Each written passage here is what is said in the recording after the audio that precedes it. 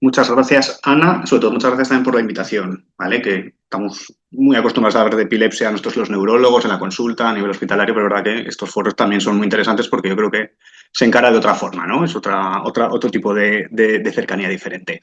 Entonces, el tema que voy a hablar, epilepsia y genética, es un tema complicado. Para nosotros, para los neurólogos clínicos, es verdad que la genética a veces estamos un poco alejados de ello. Así que yo os digo que para bueno, la gente que no tiene eso, formación médica y demás, pues algo complicado, pero incluso para nosotros, ¿vale? Entonces, yo creo que lo importante es que nos quedamos con alguna idea, ¿vale? Para ver esa relación entre la epilepsia y la genética que igual nos puede servir o incluso para tener, bueno, pues para mejorar el conocimiento que tenéis de la propia enfermedad o la de vuestros familiares, ¿vale?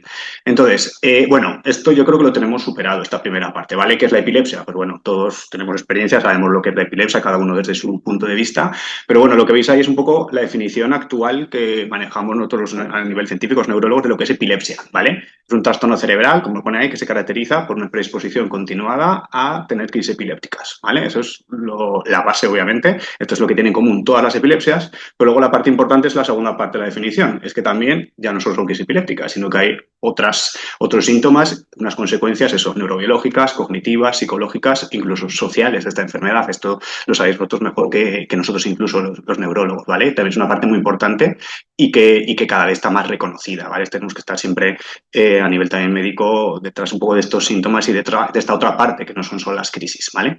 Pero de todas formas, la epilepsia es muy variada, ahora lo veremos, la genética aún más, pero lo que unifica a todas las epilepsias son las crisis epilépticas. Al final es lo necesario para tener un diagnóstico de epilepsia, ¿no? Entonces, la definición actual que nos dice que es una crisis epiléptica, pues bueno, tampoco nos imaginamos todo, tenemos experiencia de lo que es, pero la teoría nos dice que es una aparición transitoria de signos o síntomas provocados por una actividad neuronal, esta es la base de la epilepsia, anormal, excesiva y simultánea en distintas zonas del cerebro, ¿vale? En general, y esto también más o menos yo creo que lo podemos conocer todos, dividimos las crisis epilépticas en dos grandes grupos. Las crisis focales, ¿vale? Lo tenemos un poquito en el diagrama de la izquierda, ¿vale? En el que la actividad epiléptica, ¿no? Esa actividad neuronal que va más allá del normal, esa actividad eléctrica que es mayor o normal, se da en una zona muy concreta del cerebro, o más o menos concreta, en la que tiene una red epiléptica y a partir de ahí, de esa activación, se da la crisis como tal, que a veces sí que puede ir hacia otras zonas del cerebro, ¿vale? Y luego las crisis más generalizadas, llamamos generalizadas aquellas en las que no es que de repente todo el cerebro se active a la vez, sino que probablemente también tiene un origen más profundo, pero que rápidamente propaga hacia los dos hemisferios. Esto es un poco para tener en cuenta unos conceptos generales que yo creo que más o menos todos, de una forma u otra, tenemos en la cabeza, ¿vale? Y esto es muy importante, esto también yo creo que todos más o menos, por la experiencia de cada uno, lo sabemos. La epilepsia no es una sola enfermedad, la llamamos la epilepsia, pero probablemente tenemos que hablar de las epilepsias, ¿vale? Porque es un abanico muy grande de enfermedades con múltiples causas. Este es un poco el problema y lo que hace es difícil a veces el manejo y los diagnósticos, ¿vale? Ahí donde veis esas 5 causas son las 5 causas que ahora tenemos reconocidas como posibles causas de epilepsia, ¿vale? Por ejemplo, la causa estructural, esto es algo bastante lógico, si tenemos una lesión en el cerebro, tanto sea congénita desde el nacimiento o que hayamos adquirido a lo largo de nuestra vida, como si hemos tenido un traumatismo craneal o un ictus, pues esa lesión puede provocar una tendencia a formar esa red epiléptica y dar lugar a epilepsia, crisis epilépticas. Luego hay otras causas menos habituales, pero también tenemos en cuenta cuando hacemos un poco el estudio de un paciente con epilepsia, que son las causas autoinmune, infecciosa, metabólica, ¿vale? Pero una causa muy importante, y creo que es lo que vamos a hablar hoy, y que cada vez está cogiendo más peso, es la causa genética, ¿vale? Entonces, ahora ya nos metemos un poco en la parte que igual es un poco más desconocida para todos, para mí también, ¿vale? Como neurólogo clínico, ya os les comentaba. Entonces, la cuestión es qué es la genética, ¿no? Es lo que hablamos de genética. Entonces, por tener un poquito una idea aproximada. Entonces, lo que veis ahí en la parte de arriba, genética, esa es la definición diferente de la RAE. No lo saqué de ningún otro sitio más científico. Simplemente la parte de la biología que estudia la estructura y la función de los genes. Bueno, entonces, cuando hablamos de genética, hablamos de genes. ¿Qué son los genes? Claro, esa es un poco la cuestión. Entonces, para hablar de genes, primero tenemos que hablar, por intentar explicarlo de una forma más o menos lógica y sencilla, del ADN, que todo nos puede sonar, pero ¿qué es el ADN?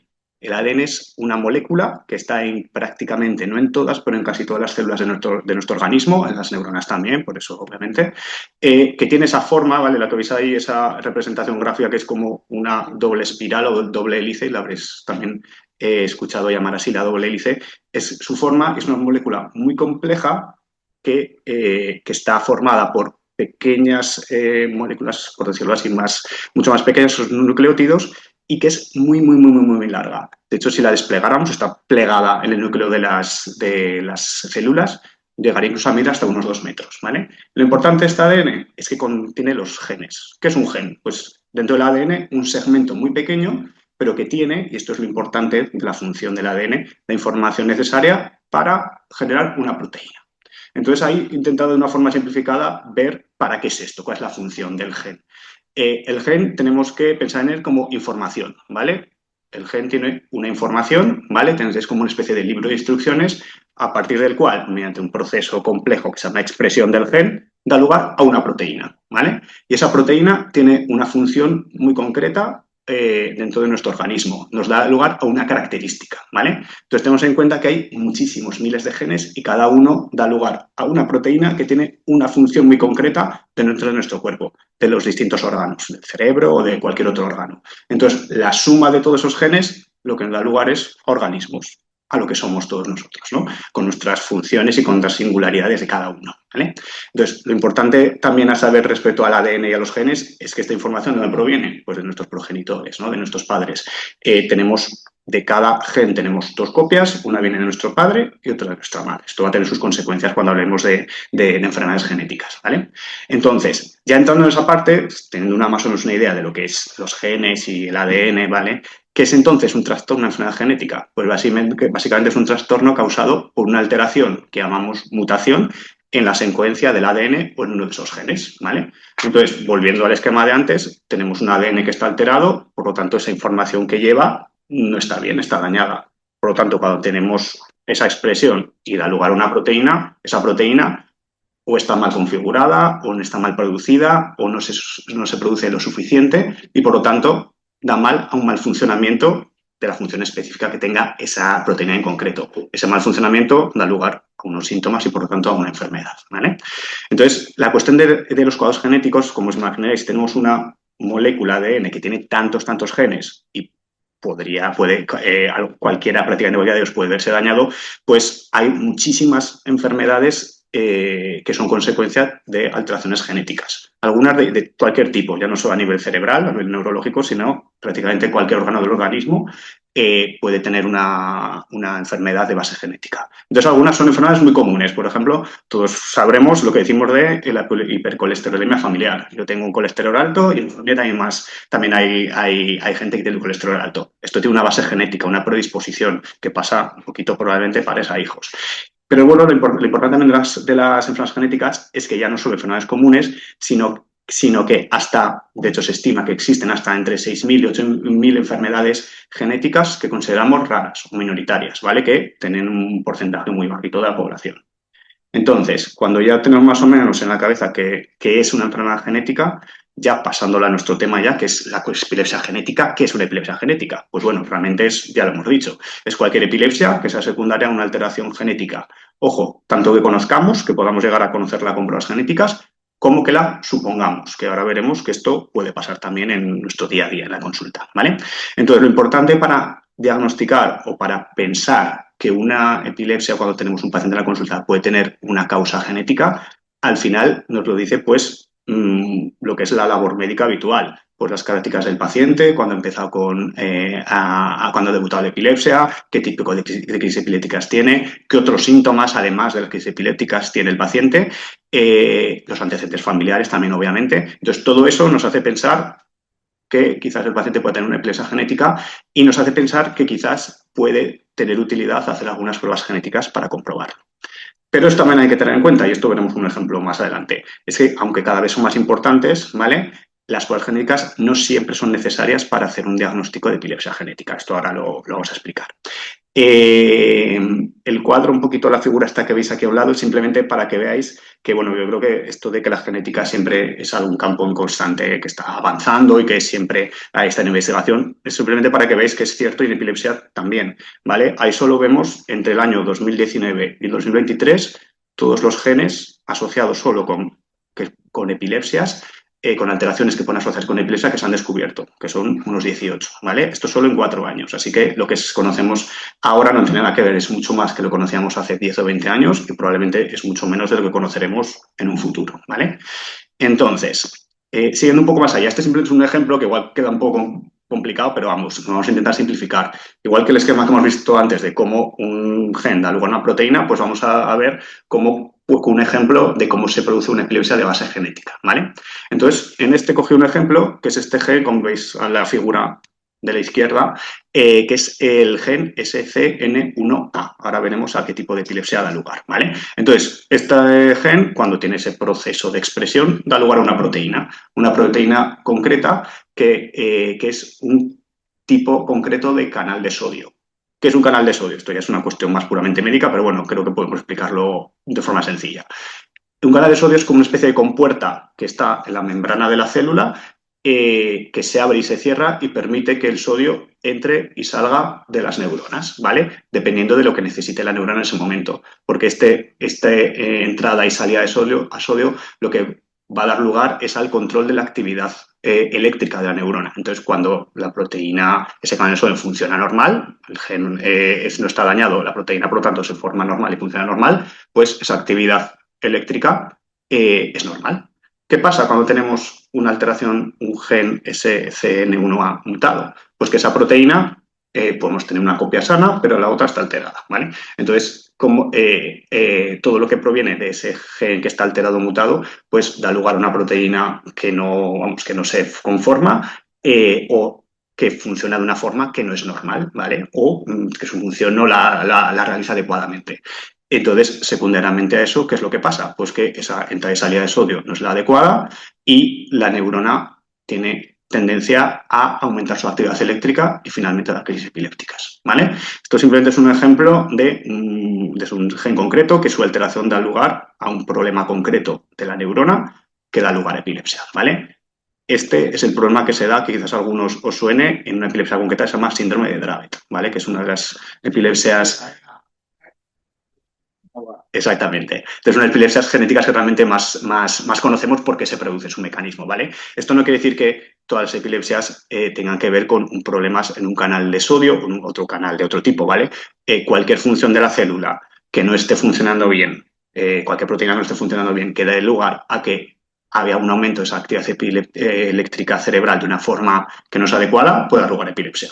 Entonces, esta es también la cuestión, ¿vale? Que ¿cuántos tipos de epilepsias genéticas hay? Pues muchísimos, ¿vale? No hay solo un gen que está asociado con la epilepsia, sino que, por lo menos a día de hoy, aproximadamente, porque ya os digo que esto va cambiando casi de año en año, hay aproximadamente, veis una pirámide, prácticamente, porque tenemos aquí, esto es un mundo complejo y no todos los genes que conocemos asociados con una enfermedad tienen el mismo tipo de asociación tan clara o tan fuerte, ¿vale? Entonces, en epilepsia, aproximadamente a día de hoy, conocemos unos entre 100 y 200 genes que sabemos que 100% o prácticamente 100%, esto es difícil en medicina asegurar 100% cosas, pero se asocian muy fuertemente a epilepsia. Si lo tenemos alterados, prácticamente seguro que tenemos una epilepsia, ¿vale? Pero luego, aparte de estos 100 200 genes, que ya digo que esto va cambiando y posiblemente hace 10 o 20 años conocíamos mucho menos y dentro de 20 años conoceremos muchos más, hay otros 700, 750 genes a día de hoy que posiblemente tenga una asociación con epilepsia, ¿vale? No lo tenemos tan claro, pero es muy probable que sí. Incluso hay otros hasta 2.500 que, de una forma mucho más débil, pero que sí que se ha demostrado en algún estudio científico que puede dar cierta predisposición. Entonces ya veis que esto es un mundo amplísimo, ¿vale? Por intentar centrarlo un poco y por tener ya ejemplos más prácticos, ¿vale? Entonces, más que qué tipos de epilepsia genética existen, qué tipos de mecanismos dan lugar a una epilepsia genética. Bueno, vamos a intentar explicarlo lo más sencillo posible. Esto lo dimos en dos grandes grupos. Por una parte están las epilepsias genéticas que llamamos monogénicas o, más fácil, por un solo gen, ¿vale? Estas son epilepsias que sabemos que la alteración de un solo gen, una mutación en un gen concreto, que son de los que están en la parte más alta de la pirámide, los que se asocian fuertemente con epilepsia, sabemos que dan lugar a epilepsia, ¿vale? Entonces, en estos pacientes que tienen esta sospecha de tener este tipo de epilepsias, cuando lo pensamos en la consulta, son los que tienen mucha utilidad realizar pruebas genéticas y test genéticos, porque si detectamos ese gen, lo que sospechamos, sabemos, ya tenemos el diagnóstico seguro, ¿vale? Entonces, dentro de este grupo de epilepsias causadas por un solo gen, lo vamos dividiendo en grupos. Primero, epilepsias heredadas, ¿vale? Ya hemos dicho antes que la mitad de la información genética proviene de nuestro padre o nuestra madre, ¿no? Entonces, estas epilepsias heredadas son las que la alteración proviene de alguno de ellos, ¿vale? Entonces, esto es muy importante en la historia familiar y probablemente en la familia haya bastantes o varias familias de primer grado o de otros grados que tengan estos tipos de epilepsia, ¿vale? Estos son los que llamamos más epilepsias familiares. Pero luego hay otro grupo dentro de estas epilepsias causadas por un solo gen, que son lo que llamamos mutaciones de nuevo. ¿Esto qué quiere decir? Que la alteración genética no proviene de nuestro padre, de nuestra madre, sino que cuando ellos nos traspasan en la fase de embrión esa información genética, hay algún tipo de problema y entonces nos aparece esa mutación, esa alteración solo al paciente, no proviene de nuestros padres. Esto puede pasar, ¿vale? Entonces, estos son, ya estáis viendo que estos probablemente son los tipos de epilepsia en los que son más importantes hacer o pruebas genéticas para comprobarlos, ¿vale? La cuestión, y esto también hay que tenerlo en cuenta, que son muy poco frecuentes, ¿vale? Este tipo de epilepsias. Solo entre el 1 y el 5% de las epilepsias están dentro de este grupo, ¿vale? El otro gran grupo, ¿cuál es? Lo que llamamos epilepsias poligénicas o de herencia compleja. ¿Esto qué quiere decir? Que no hay un solo gen que sea el responsable de la epilepsia, sino que hay muchos o varios genes que tienen ciertas alteraciones que igual por sí solos no producen epilepsia, pero la suma de todos ellos en un paciente concreto, igual con otras variables más complicadas, más adquiridas, ¿vale? De cada paciente, da lugar a una epilepsia. Entonces, son eso, varios genes los que influyen para el desarrollo de esto. Entonces, es verdad que muchas veces son familias en las que hay algunos pacientes con epilepsia, pero en la que no podemos predecir muy claramente quién sí y quién no, porque esto es muy variable. En estos pacientes, en estos casos, los estudios genéticos no son de utilidad porque no podemos determinar un solo gen que podemos hacer con la epilepsia. Son muchos, es muy variable y es un mundo bastante más complejo, ¿vale? La cuestión de esto es que esto probablemente sea el tipo de epilepsia genética más común. Y de hecho, ahora vamos a un ejemplo de epilepsias muy comunes que vemos mucho en la consulta y que tienen este método de causa genética, ¿vale?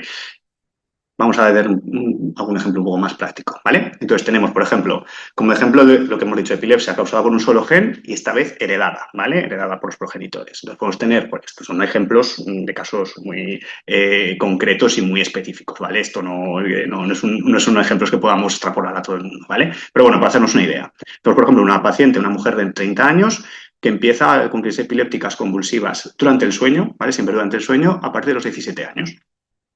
Entonces, hasta entonces y a partir de entonces, aparte de estas crisis, no presenta ninguna otra clínica neurológica asociada ni otras enfermedades, ¿vale?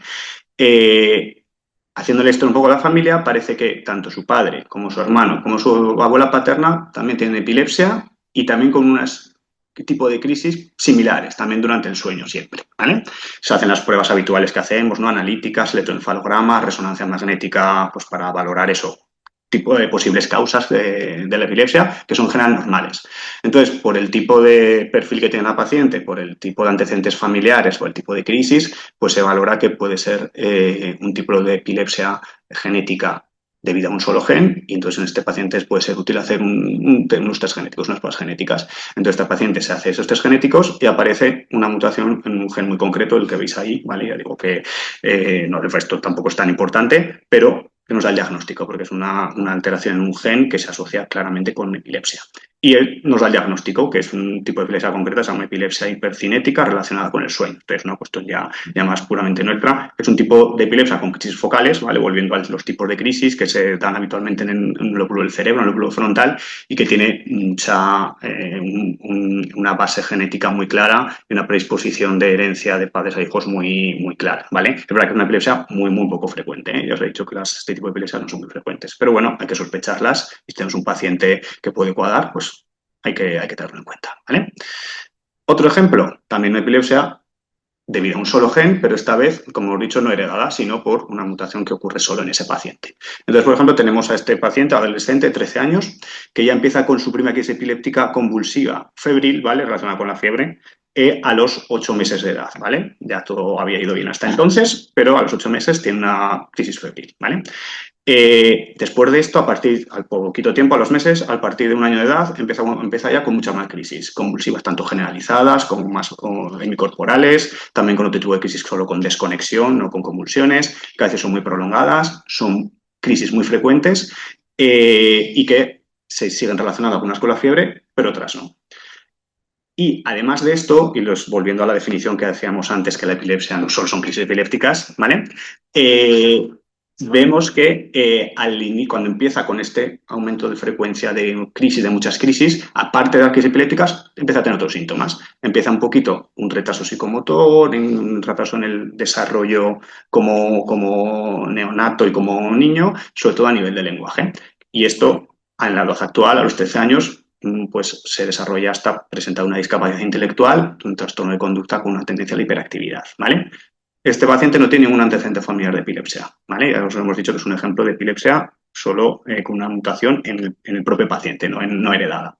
Entonces, ya con el tipo de paciente, de crisis, de otros síntomas asociados, pues pensamos que puede ser algún tipo de epilepsia concreto y se hace una prueba genética que se da en la que se observa una mutación en el gen que hemos hablado antes, el gen SCN1A, y lo que nos da un diagnóstico de un síndrome de Dravet, ¿vale? Que también es un tipo de epilepsia poco frecuente. Decíamos que todas estas con un solo gen son poco frecuentes, pero que tiene un dibujo clínico bastante claro y que nosotros tenemos que sospecharla y diagnosticarlo con pruebas genéticas, ¿vale? Uy, se ha desconectado esto. No tienes un ratón. Uy, así, perdón.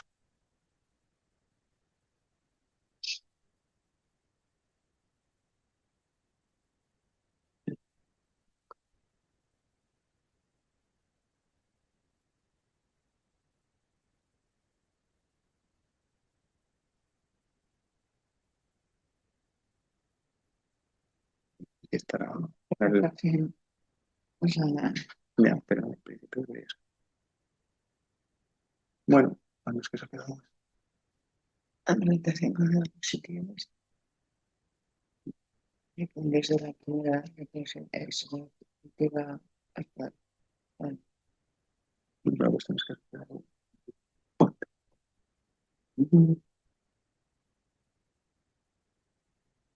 Sí, Allí. sí, ya que me he quitado.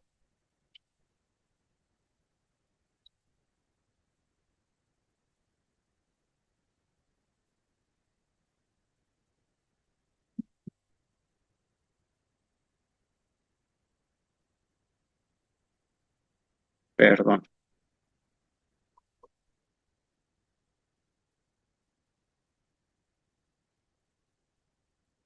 Cosas raras. Sí. No.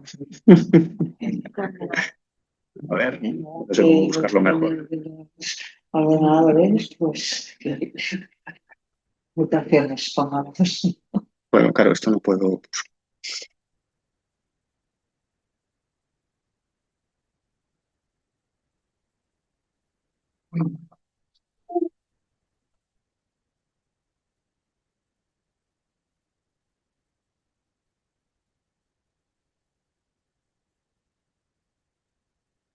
Bueno, aparte de un poco lo que se imagina que es complejo de ADNs genéticas, me parece que está o sea, explicándolo bien y yo lo voy cogiendo. Vale, creo que estamos. Vamos a seguir. Vale, eso, hemos dado ejemplos de epilepsia por un gen. Vamos a hacer lo que os comentábamos, la otra parte. En un ejemplo de una epilepsia, lo que llamamos poligénica, por varios genes que predisponen y que son epilepsias bastante más comunes. ¿Vale? Entonces, por ejemplo, tenemos a este paciente, es un adolescente de 16 años, que tiene su primera crisis epiléptica convulsiva por la mañana tras haber dormido poco a esa misma edad. ¿Vale? Entonces, haciendo la historia del paciente, viendo qué otros síntomas ha podido tener. Ha sido un chico con con un desarrollo todo muy normal, sin ningún otro tipo de problemas, salvo, aparte de esta primera crisis epiléptica convulsiva, salvo que los meses antes de sufrir esta primera crisis empieza con una especie como de espasmos involuntarios en los brazos, sobre todo por la mañana, ¿vale? Esto es un tipo de crisis que nosotros llamamos mioclonías, ¿vale? No tiene otros síntomas neurológicos, tiene un primo hermano con epilepsia, ¿vale? Un familiar, pero no nadie muy directo. Y aquí el electroencefalograma también sí que nos ayuda bastante en este tipo de epilepsia en concreto porque tiene un patrón concreto que nosotros llamamos polipunta onda, ¿vale? Esto es una cuestión ya nuestra polipunta onda generalizada. Entonces, teniendo en cuenta eso, la edad de inicio, el tipo de crisis, un poco los antecedentes familiares tampoco son tan importantes aquí, pero bueno, los tenía, el electroencefalograma. Solo con esto, en este paciente podemos hacer ya un diagnóstico muy concreto de un tipo de epilepsia, se llama epilepsia mioclónica juvenil, ¿vale? Este tipo de epilepsia es bastante común, lo vemos bastante en la consulta.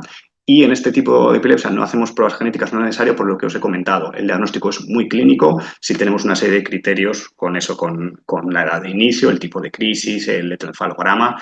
Si nos cumple todo muy bien, sabiendo que la base de esta epilepsia no es un gen concreto que le esté afectando y sea el único responsable, sino que son una suma de posiblemente muchos genes que por sí solos no dan epilepsia, pero que sumados todos ellos en un paciente concreto puede darla, pues en este caso no son necesarias pruebas genéticas para saber que tiene este tipo de epilepsia y que tiene una base genética, ¿vale? Entonces, cuando realizamos estudio genético, cuando nos planteamos nosotros los neurólogos valorar que una epilepsia puede tener una base genética y tenemos que hacerle pruebas, ¿vale? Primero, principalmente, esto parece muy de cajón, pero es así, cuando sospechamos que un paciente, por todo lo que nos cuenta y cuando valoramos, tiene una epilepsia con una posible causa genética, lo que os decía, no poligénica, si tenemos, no por varios genes, si tenemos ya un cuadro claro de una epilepsia que sabemos que por varios genes no es necesario, tenemos el diagnóstico y sabemos que la epilepsia viene por esta causa y no es necesario hacer pruebas genéticas. Entonces, ¿cuándo sí? Pues ya digo, no es que ya tengamos un protocolo muy claro y nosotros digamos en estos sí y en estos no, sino que son una serie de factores que tenemos que tener en cuenta para ver cuánto de rentable puede ser esa prueba genética por cuánto de probable creamos que puede tener esa causa genética por un solo gen, insisto, ¿vale? Que es lo que podemos ver en estas pruebas. Entonces, pues bueno, cuando lo sospechamos, pues obviamente cuando hacemos el estudio habitual y no hay otras causas, pues obviamente hay que pensar que puede ser una base genética si no tenemos eso, la resonancia de algún tipo de lesión, por ejemplo, ¿vale? También cuando tenemos unas características clínicas sugerentes, esto no es tan fácil, ¿vale? Porque hay algunos epilepsias genéticas que tienen unas características muy claras y otros que realmente no. Entonces esto, pues bueno, a veces nos ayuda y a veces pues no tanto, ¿vale? Sí que es importante en pacientes que tienen epilepsia y discapacidad intelectual, ¿vale? Es verdad que es un perfil de pacientes que si no tiene otras causas, el que tenga una base genética tiene bastante peso, ¿vale? Obviamente cuando tenemos antecedentes de familiares, sobre todo si son muy directos. También cuando tenemos epilepsias, cuando inician en edad muy precoz, ¿vale? Sobre todo en menos de 3 años, si no tiene otras causas, también la posibilidad de que tenga A mí me dio a los 2 años que me tuvieron que llevar. Pues es uno de los casos que si no se hacen obviamente otras pruebas y se ve que es por otras causas, pues es una cosa que a veces sí hay que plantear o por lo menos pensar, ¿vale? Y luego también por último cuando tenemos una epilepsia refractaria, también sabéis lo que es, una epilepsia que a pesar de probar fármacos anticrisis diferentes no se termina de controlar y que no tiene una cosa conocida. Pues es otro criterio que podemos pensar o si sumamos varios de estos criterios en los que una prueba genética nos puede ayudar, ¿vale? Ya no es una cuestión de cuándo hacemos las pruebas, que nosotros ya nos encargamos nosotros, sino para qué nos sirven, obviamente, estos estudios genéticos, ¿vale? Porque al final lo importante es, obviamente, aportar algo al paciente. Ya no es, obviamente, hacer el propio diagnóstico, que obviamente es muy importante, ahora vemos, sino también qué utilidad nos da al paciente el tener un diagnóstico concreto, una epilepsia genética, cuando la tiene, claro. Lo primero, yo creo que estaremos todos de acuerdo y parece muy, muy obvio, ¿vale? Porque elimina la incertidumbre diagnóstica en tanto el paciente como los familiares. Esto es muy importante, ¿vale? Hay muchos estudios que hablan sobre todo en padres de pacientes, de niños, sobre todo con epilepsias complicadas, ¿vale? Pero bueno, distintos también tipos de epilepsia, en que se ve que para más del 90% de pacientes y familiares es muy importante conocer el diagnóstico genético por muchas razones, ¿vale? Por distintas razones.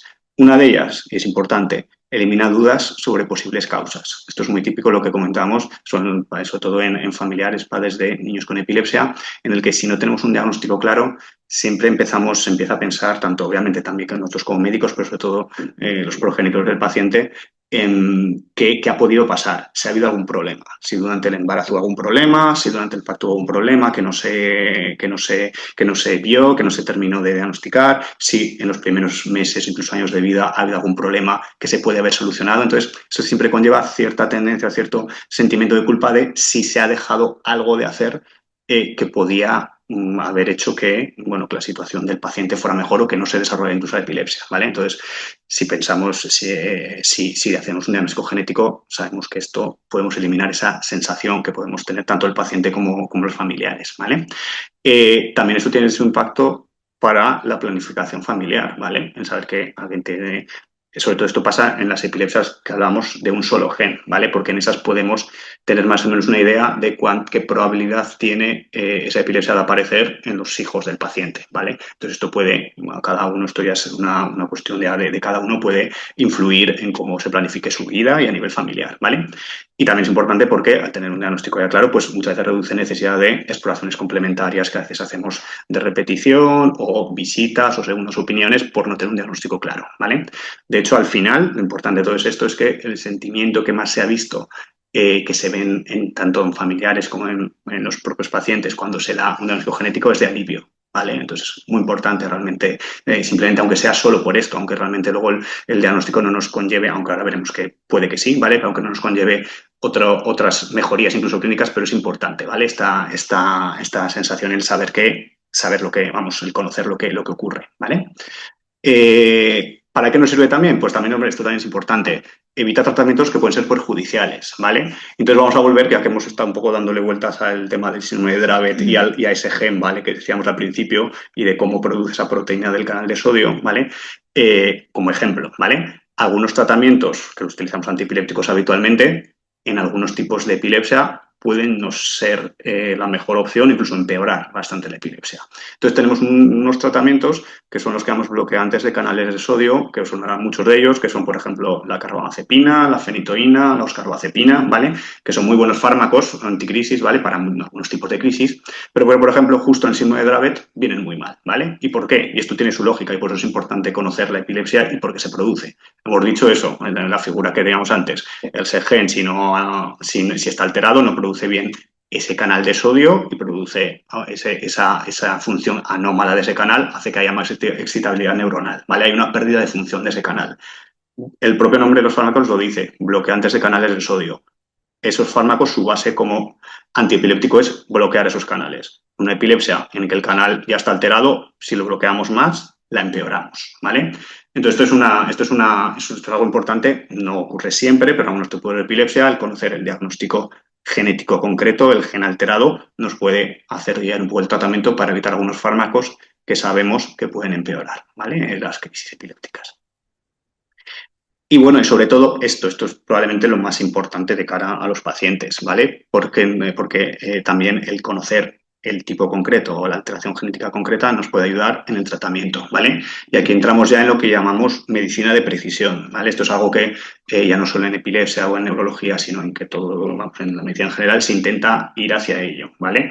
Entonces, ¿qué es la medicina de precisión? Como un resumen, básicamente es conocer cuál es el problema concreto, cuál es el mecanismo concreto que produce una enfermedad muy concreta, en este caso, pues conocer exactamente el gen alterado y cómo afecta a la función de la neurona, para diseñar directamente un tratamiento que específicamente intente mejorar esa función que está alterada, ¿vale? Entonces, esto es una frase que a veces aparece y decimos mucho en estas charlas de tratamientos de precisión en epilepsias genéticas, que antes o hasta ahora, aún lo hacemos obviamente, tratamos las crisis en general, crisis epilépticas, pero ahora la cuestión es empezar a tratar el mecanismo concreto que causa la epilepsia, ¿vale?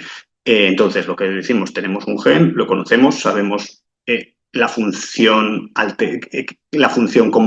por qué se altera una función concreta, entonces la cuestión es diseñar, claro, esto es una cuestión ya de laboratorio, un tratamiento muy concreto para esa alteración concreta, ¿vale? Entonces son tratamientos, la parte buena es que son mucho más dirigidos y posiblemente sean mucho más eficaces, ¿vale? De hecho son el presente, aunque ahora hay muy pocos de este tipo, ¿vale?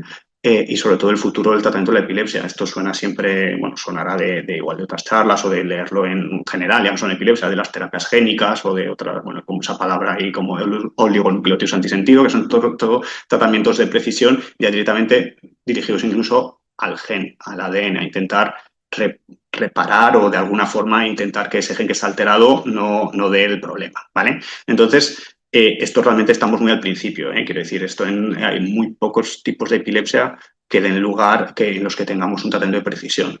Pero por poner un ejemplo, este es uno de ellos, ¿vale? No sé si sonará, o algunos sí, una epilepsia muy concreta se llama esclerosis tuberosa, ¿vale? En esta sí que tenemos un tratamiento, es una epilepsia genética, ¿vale? En esta tenemos un tratamiento, lo que llamamos precisión, que se llama everolimus, ¿vale? Esto es un poco una diapositiva un poco así farragosa, pero en general, de forma un poco resumida y un poco de forma sencilla.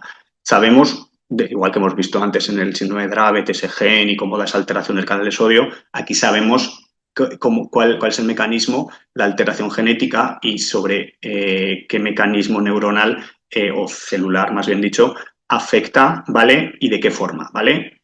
Afecta a una vía, esto ya es una cuestión ya casi más nuestra, pero para que es una idea, esta padogenético, la esclerosis tuberosa, afecta al funcionamiento de una vía metabólica que se llama eso, vía mTOR, que la finalidad de esta vía es dar lugar a crecimiento celular, ya no solo en el cerebro, en neuronas, sino en todo nuestro organismo. Entonces, cuando esta vía, como todo el organismo, está regulada, ¿vale? Cuando es necesario se activa para dar lugar al crecimiento celular y cuando no es necesario, pues se desactiva, ¿vale? Cuando necesitamos eso, ¿vale?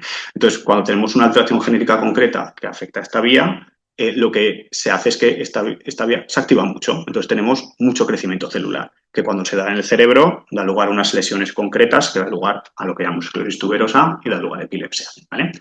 Entonces, se ha podido diseñar un fármaco concreto, que se llama everolimus, que actúa justo en un nivel de esa vía para frenarla, por decirlo así, y que no haya ese mayor crecimiento y proliferación celular y, por lo tanto, mejorar la epilepsia. ¿Vale? Entonces, esto es lo que es un tratamiento que se ha diseñado específicamente para un tipo de epilepsia concreto, para el mecanismo por el que se produce. Ya os digo que esto está muy al principio y que esto es un ejemplo concreto ya del día a día que ya utilizamos, ¿vale? Y es verdad que a día de hoy hay pocas epilepsias que tengamos este tipo de tratamientos tan específicos, pero bueno, probablemente esto sea el futuro, ¿vale? En las epilepsias genéticas. ¿Para qué más nos sirven los estudios genéticos? Pues bueno, también para conocer, obviamente, el pronóstico, para poder aportar al paciente cómo puede ir en un futuro su epilepsia, ¿vale? Pues cuando cada vez sospechamos más y tenemos más conocimiento de epilepsias genéticas, hacemos más pruebas genéticas, diagnosticamos más epilepsias genéticas, sobre todo precozmente. Entonces, con eso, en algunos casos, ojo que a veces es más complicado, ¿eh?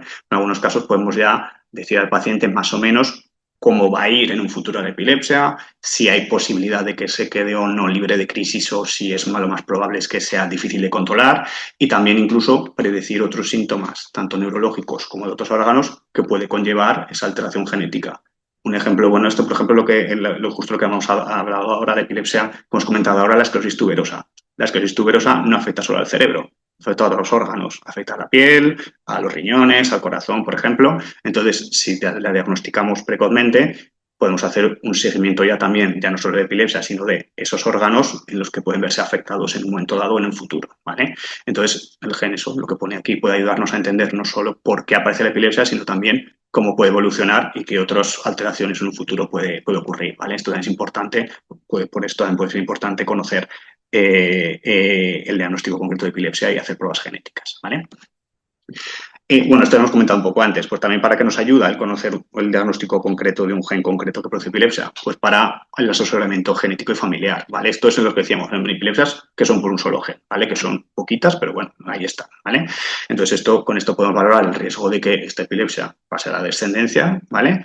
Pero hay que tener en cuenta esto también, que esto es muy complejo, es un mundo muy complejo. Entonces, muchas veces, incluso aunque una epilepsia se da a un único gen, ese gen de un paciente a otro, de un familiar a otro, puede expresarse diferente, dar lugar a una presentación clínica diferente, es lo que llamamos expresión variable.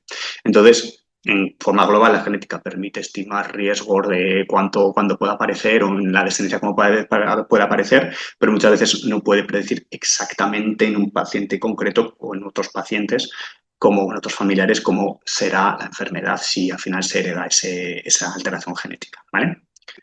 Y esto por último, y esto también es muy importante, también que nos puede servir, pues bueno, el conocer un diagnóstico concreto de una epilepsia concreta asociada con un gen concreto nos puede abrir la puerta al paciente a participar en distintos estudios de investigación, eso tanto a nivel de conocimiento, de generar conocimiento de cómo es ese cuadro, esa enfermedad en concreto, cómo evoluciona y sobre todo lo que es útil de cara a los pacientes a la posibilidad de entrar en ensayos clínicos, sobre todo en estas terapias de precisión, ¿vale?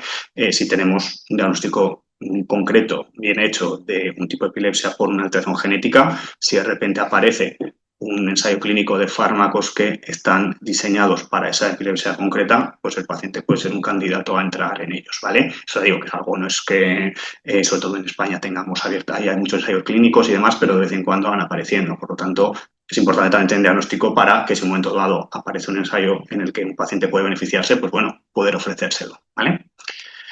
Pero bueno, también los estudios genéticos tienen sus limitaciones, ¿vale? Primero, y esto es una cuestión ya nuestra puramente de los médicos, los neurólogos o neuropediatras, es que hay diferentes tipos de pruebas genéticas. No es que hay una prueba con la que podamos decir, podamos diagnosticar todos los tipos de diferentes epilepsias genéticas, ¿vale? Tenemos que, aunque tenemos nuestras guías, tenemos que utilizar la adecuada o las adecuadas, ¿vale? Porque a veces sí que tenemos algunas pruebas genéticas, pero no son igual las más adecuadas para ese paciente concreto. Entonces, a veces, aunque digamos, no, están las pruebas genéticas hechas y no tenemos nada de eso, pues bueno, está bien valorar cuáles se han hecho porque a veces hay que ampliarlas, ¿vale? Luego hay que tener en cuenta eso, aunque os he comentado esto de los tratamientos o medicina de precisión, en muchas ocasiones no hay cambios en el manejo de los pacientes, ¿vale? Sabéis que los tratamientos más generales a día de hoy son los fármacos antiepilépticos generales, ¿vale? O más no específicos, ¿vale? Y a veces es verdad que hay muy pocas epilepsias en las que genéticas en que ahora en este momento tengamos lo que decíamos, un tratamiento específico, ¿vale? Que nos mejore mucho, ¿vale? Entonces eso hay que tenerlo en cuenta también, ¿vale? Y luego los otros dos puntos que van un poco relacionados. Lo que hablamos antes, podemos tener estudios genéticos que sean negativos o que no nos den un diagnóstico concreto, pero no descartan 100% un origen genético. Esto tiene que ver también con lo que hablábamos antes. La genética avanza y lo que sabemos ahora no sabíamos hace 10 años y dentro de 10, 20, 50 años tampoco, ¿vale? Entonces es posible que haya algunas epilepsias que ahora no conocemos y que con el tiempo podamos diagnosticarlas y ahora de momento, desgraciadamente, no, ¿vale? Y por eso esto es lo que hace que, a pesar de que a pacientes se les hagan estudios genéticos porque se piense que tiene esa causa, su epilepsia, y sean negativos, a veces no está de más, y estén bien hechos, adecuados y demás, a veces no está de más reevaluar esas pruebas después de unos años porque a veces puede haber cambiado la ciencia y algo que se consideró normal en su momento lo voy a considerarse alterado, ¿vale? Entonces, esto es algo que nosotros tenemos que tener en cuenta y es verdad que es una limitación, pero también una ventaja, ¿vale? Esto es algo que, esto no se cierra nunca, ¿vale? Por decirlo así, ¿vale?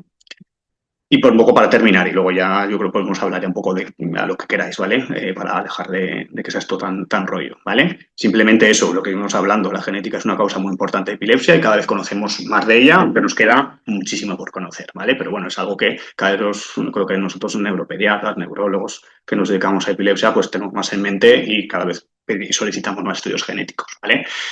Conocer la causa, que hemos dicho, puede tener efectos positivos, tanto para el propio paciente, el conocimiento, el saber qué está pasando, ¿vale? Con sus familiares, como también, de momento, no de forma muy general, pero posiblemente cuente cada vez más, puede tener efectos positivos y cambios en el manejo y los tratamientos del paciente, ¿vale?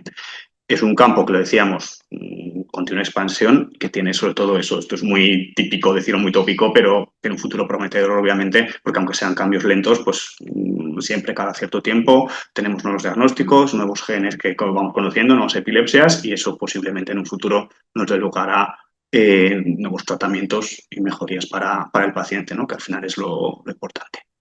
Y todo es lo que quería deciros, ¿vale? Muchas gracias a todos.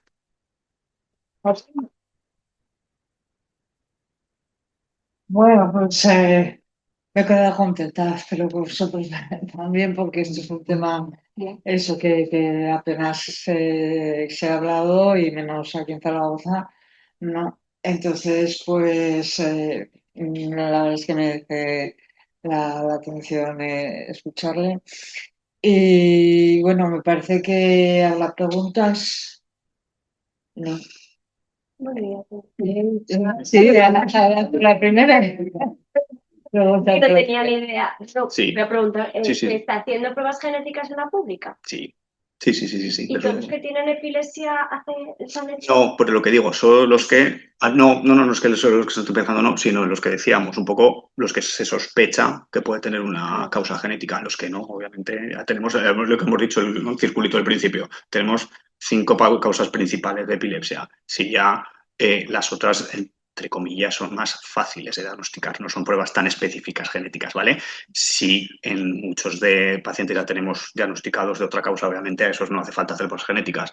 Son solo en los que pensamos que no tenemos otro tipo de causa y lo que lo decíamos en la diapositiva esa de cuántas probabilidades hay de que tenga una base genética esta epilepsia. Pues bueno, si creemos que sí que empezamos, se están haciendo estudios genéticos, sí. Vale. Es verdad que, y esto es un poco ya, depende de cada hospital y de incluso cada comunidad y demás, a veces es complicado, ¿vale? Porque, ¿verdad? no es mi experiencia en el clínico en concreto, ¿vale? Ahí no es que yo pueda pedir un estudio genético directamente y ya está, lo que yo quiera, ¿vale? De hecho, ahí hay como, son estudios costosos y demás. Hay una comisión de genética que si yo pido algo evalúa si es adecuado, que normalmente no hay ningún problema, y se encara a unas pruebas concretas que igual si son negativas no está de más ampliarlas. Entonces ya digo que no es algo tan serio, pero sí, se está haciendo en pacientes que hay sospecha de ello. Sí, sí, sí. ¿Podría ser el detonante un fármaco? O sea, quiero decir, yo empecé a tener síntomas extraños que nunca había tenido después de un fármaco, me fue empeorando. Lo que pasa es que hasta esto hace como 6 años y hasta ahora no han empezado a decirme que puede ser epilepsia. Me están mirando. Pero tengo, o sea, yo sé el día que me empezó a ocurrir un poco, no sé, un malestar que nunca había tenido, y de ahí en adelante, pues, muchas más cosas. Claro, respecto a si podemos relacionar claramente un fármaco en concreto con una epilepsia genética, en este caso en concreto, no. Quiero decir, no es que obviamente el fármaco no da lugar a la alteración genética que da lugar a una epilepsia. Que, claro, esto hay que ir a los casos concretos, ¿no? Que quizás hay una predisposición genética que por la razón X, ya digo que hay factores ya no solo puramente genéticos, porque la genética es muy compleja, sino posiblemente también ambientales que influyan, ¿vale? Que igual hay cierta predisposición genética, una alteración que igual no ha dado la cara y que quizás por un factor externo de la cara, no digo que no, pero es verdad que no es algo que podamos, vamos así en un caso concreto, asociar con este tipo de epilepsias, que puede ser un factor desencadenante en un paciente que igual tiene una predisposición. No digo que no, claro, habría que ver el caso concreto, pero vamos, como causa de epilepsia genética, obviamente no, ¿vale? Pero como que pueda haber una base que haya factores externos que hagan que empiece la epilepsia en ese momento. Sí, puede ser, todo puede ser. Esto es muy complejo, que decir, ya sabéis, si ponéis una consulta, que a veces es complicado decir exactamente, porque también, bueno, de hecho, dentro de las causas que hemos puesto ahí, de esas 5 causas de epilepsia, hay una que no he dicho, que también, de hecho, está reconocida en las guías, que es la causa no causa, la causa desconocida. ¿Vale? Eso a muchos pacientes, a pesar de todos los estudios, se quedan en causa desconocida. ¿Vale? Esto es así. Es posible que muchos de ellos igual tienen esa base genética que quizás aún no conocemos y que quizás ese paciente dentro de 10 o 20 años sí que con ciertas pruebas genéticas se pueda conocer la causa, pero a día de hoy no. Es un poco la limitación que tenemos. ¿Vale? Nada. En Zaragoza, más o menos desde hace cuánto tiempo que se han realizado investigaciones y se realizan en todos los médicos digitales. O sea, ¿te refieres a las pruebas genéticas a nivel asistencial? Sinceramente, yo creo que hace tiempo. No sé decirte si ha habido un momento en que, claro, también depende también del tipo de pruebas, insisto. Yo creo que aquí siempre van un poco por delante, claro, que yo soy médico más como neurólogo de adultos.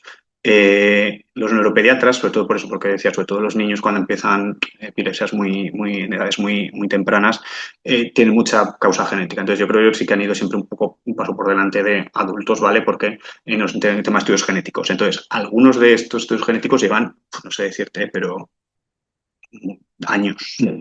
Incluso de los más básicos. Es verdad que tecnologías que son más que ahora utilizamos, que son las principales que empezamos a utilizar para diagnosticar esto, que es lo que llamamos exoma y demás, pues no sé, en Aragón, cuánto tiempo de hecho igual aquí, hasta hace no muchos años no se realizaban, quizás se podía mandar a centros externos, pero otro tipo de pruebas genéticas, años me estoy refiriendo, no sé decirte, más de 10, 20 años, alguna de ellas, ¿no? Quizás ahora que más utilizamos paneles amplios de genes o exoma, no tanto, pero hace mucho tiempo. ¿Por qué? Curiosidad. No, pues en principio sí quiere decir que algo está en expansión, ¿no? Pero realmente por poder no es algo que sea algo nuevo que ahora de repente empezamos a hacer pruebas genéticas. Otra cosa es que cada vez estamos más concienciados de que esta causa está ahí, ¿vale? Y por lo tanto se empiecen a solicitar mucho más de lo que se hacían hace 10, 20 años, ¿vale? Pero en principio, como posibilidad, pues sí, estudios genéticos sí hace, no sé decirte exactamente, pero hace tiempo. Sí. Por ejemplo, un estudio genético, claro, que quieras hacer tú en la privada por decir, voy a Sí. probar, más o menos de qué estaríamos hablando de dinero. Sinceramente no lo sé. Lo siento, pero es verdad, pero no sé decirte cuando son cosas costosas, ya no en el nivel económico, sino a nivel de tiempo. Entonces, pedimos un estudio genético y a veces, de hecho, algunos se mandan fuera de los hospitales públicos, me refiero, pero a veces tardan meses en tener el resultado, ¿vale? Porque son cosas costosas. A nivel económico, sinceramente, no sé decirte, ya lo siento. No sé. Perdón, ¿y cómo se hace ese estudio? Sangre, o sea, es una analítica, o sea, bueno, para el paciente como tal es una analítica de sangre, no conlleva nada más. En general, bueno, sí, en general es una analítica de sangre, ¿vale? Porque luego es verdad que hay pruebas específicas y estos meternos un mucho más lío, pero para que lo tengáis, por ejemplo, en mente. Algunos tipos de pruebas genéticas que solo se pueden, claro, esto solo es para los pacientes que hagan una cirugía de la epilepsia, que yo creo que es otro tema que igual habéis tratado en un momento, que es donde se ve la alteración, la mutación solo en tejido cerebral. Obviamente eso no se hace a nadie más que en los pacientes en los que llega a hacer una cirugía de epilepsia y a partir de la muestra que se quita, pues se puede analizar si se sospecha que hay una base genética. Pero vamos, eso es meternos en otra cosa totalmente muy poco habituales. En general es una analítica sanguínea, exactamente. Al fin y al cabo, lo que he dicho, el ADN y los genes están en prácticamente todas las células del cuerpo, por lo tanto, podemos analizarla en las células sanguíneas o los leucocitos y ya está. Sí. Igual es una tontada. Oh, sí. O reír, sí, ya está. Los que por ejemplo, tienen epilepsia, tiene un cavernoma Sí. y luego tiene también, o sea, se le tuvo una crisis así fuerte en octubre y en diciembre le detectaron la enfermedad de Addison, que no le funcionan las glándulas suprarrenales. Sí. Y tienen, es que como os he hablado del canal de sodio y tal, es que él se echa, una pena, es que se echa mucha sal. Sí. Pero eso no tiene nada que ver en con principio, claro. Difícil para ya.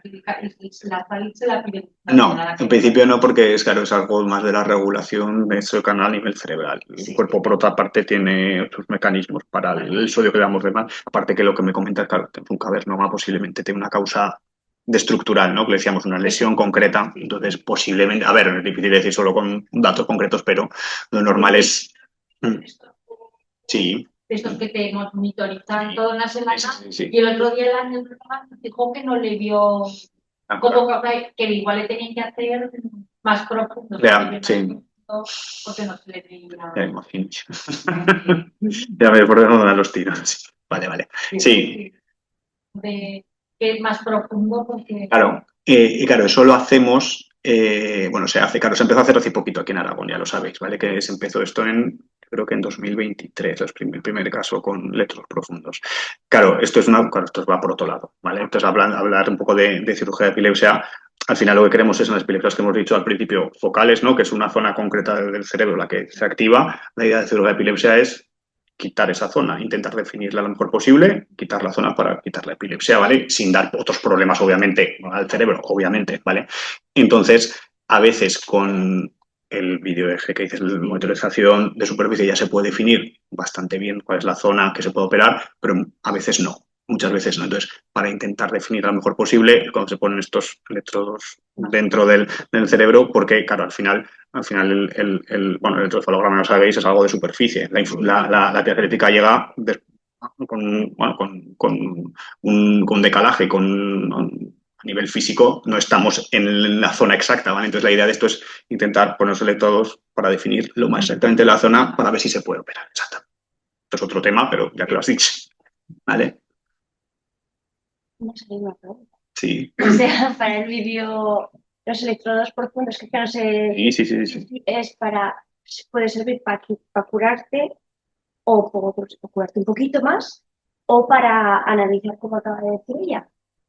No, es que. ¿O son diferentes? No es lo mismo. Claro, la idea es, sobre todo, diagnosticar pero ya sabéis que eso que cuando tenemos electrodo profundo podemos aprovechar para tratar, ¿no? Que eso es un poco igual, os suena lo de la termocoagulación, igual te han dicho, exactamente, ¿vale? Como estamos dentro de todo, si estamos justo en la zona que produce la epilepsia, como tenemos ahí algo dentro, se puede hacer como bueno, un aparato que nada, no tiene mucho, dar entre esos electrodos, aumentar un poco como una especie como de aumento de temperatura de la corriente eléctrica y dar una pequeña lesión pequeñita antes de operar. Entonces, si con esa lesión pequeñita en la zona concreta sirve para mejorar, pues se aprovecha, ¿vale? A veces no es suficiente, ¿vale? Pero muchas veces se aprovecha para hacer eso.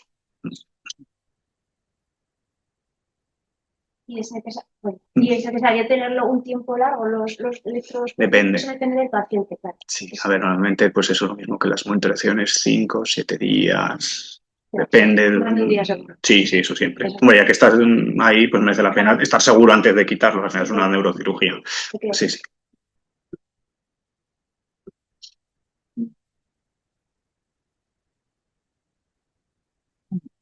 Y ahora otra pregunta que has comentado acerca de los medicamentos perjudiciales. Pues hay personas aquí, pues llevamos ya muchos años como farmacoresistentes, empezando muchas pastillas, claro. muchas.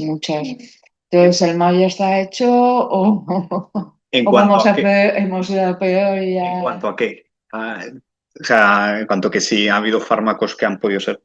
No, realmente los fármacos perjudiciales, al final, que decir, es tan fácil como si vemos que... Claro, en pacientes pediátricos es un poco diferente, ¿vale? Porque es verdad que en un niño, claro, de mes en mes, de año en año, está ocurriendo el desarrollo cerebral. Entonces, es verdad que si damos un fármaco que no mejora las crisis o las empeora mucho, las propias crisis pueden influir en ese desarrollo, ¿vale? Entonces puede ser que eso puede tener sus consecuencias en un futuro, sí, ¿vale? Es verdad que ya en pacientes más adultos, pues a ver si un fármaco, claro, no influye ya en un cerebro que ya está tan formado, fuera de que obviamente empeoren las crisis epilépticas. Entonces, obviamente si se ve que un fármaco no va bien, pues lo suyo es intentar retirarlo. Pero probablemente no de problemas, consecuencias a largo plazo, ¿vale? Otra cosa son las crisis epilépticas, que si no las controlamos, pues ya sabéis que lo que decíamos ahí, que las propias crisis epilépticas pueden dar problemas, ya no solo las propias crisis, sino otros problemas a largo plazo, cognitivos y demás. Los propios fármacos, pues si no van bien, si vemos que empeoran la crisis, pues hay que quitarlos o cambiarlos o buscar la combinación más adecuada, claro. Sí. Y si hagas para ir una copa, otra copa, pues... Ese es un poco el problema de lo que decíamos antes de lo de tratamientos de crisis o de precisión, ¿no? Hasta ahora tratábamos, pues, tenemos muchos fármacos y buenos fármacos que tienen su eficacia, cada uno con su mecanismo, entonces muchas veces como no tenemos muchas veces diagnósticos específicos de este es el problema concreto de este paciente. No puede, igual si tuviéramos de todos, único que es muchas veces pues, el tener una epilepsia, por ejemplo, después de eso, un golpe en la cabeza y con una cicatriz, pues eso, el mecanismo concreto biológico, el que produce, no sabemos. Entonces, tenemos una serie de fármacos, sabemos súper efectivos, pues se prueban. Pero es verdad que no tenemos datos concretos de este paciente en concreto, este es el que le va a ir bien, o este mal, o este a veces es difícil. Sí. En algunos tipos de epilepsia sí, y cada vez, y la idea es siempre acercarnos a eso, a definir en cada paciente lo más posible qué fármacos va a ir y cuáles no. Pero a veces que es muy difícil, hay que decir, eso es algo que se lleva y todo este tema de la genética, la idea es eso, intentar especificar y cada paciente es individual y esto es lo que va a ir bien a él en concreto. Ahora no estamos en ese punto. Bueno, eso es lo que sí. Y bueno, nos empezamos a acercar con algunos fármacos que están más, pero estamos muy lejos de eso. Bueno, eso es empezar. Sí, no, desde luego. Alrededor, tal como decías al final. Y había otra cosa, hablabas de los genes de los organismos, no sé, una sociedad me han dicho que puede ser de las crisis por el corazón, ¿no? Que dan las crisis, ¿no? Entonces estaba en duda, dice, bueno, ¿tengo epilepsia o no tengo epilepsia? O son cardíacas. Tiene, o sea, su padre tiene una enfermedad del corazón, entonces el que lo ha transmitido y sin embargo su padre no ha tenido crisis epilépticas, ¿no? Entonces, eso de que a lo mejor los padres no hayan manifestado crisis, ¿no? Pero tengan genes Sí, de epilepsia sí, claro. y que no sean causa del corazón. O sea, Claro, es no, pues, son muy complicados. es un poco lioso. No, puede ser para divagar mucho. Quiero decir que puede dar para divagar mucho. Puede ser muchas cosas en ese caso concreto. Primero, que igual no hay epilepsia y que si el tipo de síntomas que tiene vengan por la alteración puramente del corazón. Y segundo, también puede pasar que tenga solo epilepsia, que no parece el caso, pero a veces algunos tipos de epilepsia, entre sus manifestaciones, puede dar, es que la epilepsia puede dar tipos de crisis, todo lo que queráis. Yo siempre lo digo, cualquier síntoma que venga de repente y sale de repente, que pueda tener un origen cerebral, casi cualquier síntoma puede ser una crisis epiléptica. Entonces, algunas epilépticas, no es muy habitual, ¿vale? Pero algunas crisis epilépticas pueden ser manifestaciones de corazón y dar taquicardia o alrededor de bradicardia, o dar incluso dolor torácico, síntomas parecidos a un infarto, o cambios en el electrocardiograma, ¿vale? Y el problema es la propia epilepsia. No creo que sea el caso, ¿vale? Y luego puede ser eso, que igual hay un cuadro genético de base que por eso, porque al fin y al cabo que decía, alteraciones genéticas se pueden manifestar, lo que decíamos, en distintos órganos, según cuál es la función que está alterada. Y es verdad que al final el corazón también no funciona con actividad eléctrica, ¿no? Y puede tener ciertos mecanismos en común con el cerebro. Entonces, igual hay alguna alteración genética ahí que puede afectar tanto a nivel de corazón como al cerebro. No sabemos, claro, eso hay que ver. Eso hay que ver casos concretos, exactamente, sí. Pero bueno, por poder hay mucha posibilidad de tenerlo en concreto. Sí. Claro, justo eso es verdad que lo que decíamos, claro, no es ahora el tema, es una enfermedad poco común, la esclerosis tuberosa, pero eso simplemente es que aparecen esos distintos tipos de lesiones o de tumores, pues eso, a veces en el riñón, también en el corazón, en el cerebro, pues por otro mecanismo. Pero bueno, sí, que puede haber genes o alteraciones genéticas que den lugar a no solo epilepsia o problemas cerebrales, sino a nivel de otros órganos. Eso es lo complicado también. Y bueno, yo la de los autoinmunes que has puesto abajo, sí. Eso, tu propio cuerpo contra ti. Sí, a ver, esto es algo que está sobre todo en los últimos 15, 20 años, es cuando se empezaba a conocer más. Sí, las enfermedades autoinmunes en general, que pueden afectar a casi cualquier órgano del cuerpo, no son nada esto del lupus, todas estas cosas, al final son el cuerpo, pues, por la causa X, que es la más complicada, o sea, se va un poco más allá de la neurología de epilepsia, pues reacciona contra tu propio, ¿no? Crea anticuerpos a veces contra tu propio organismo, por la razón que sea. Pues a veces sí que se ha visto que algunas epilepsias, que es verdad que son experiencias con unas características como muy específicas y, bueno, que ahí se crean unos anticuerpos que van dirigidos contra algunas de las proteínas y de los componentes de las neuronas, ¿vale? Y cuando la atacan, pues lo de siempre, aumenta la excitabilidad neuronal en el lugar de epilepsia, ¿vale? No es que sea una cosa muy común, ¿vale? Normalmente eso también tenemos un perfil de paciente que la pensamos, ¿vale? No es muy común, pero bueno, es verdad que es algo de las cosas reconocidas a día de hoy.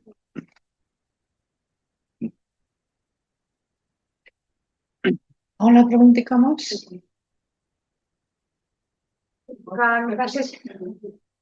Bueno, pues suena que somos grandes, ¿eh?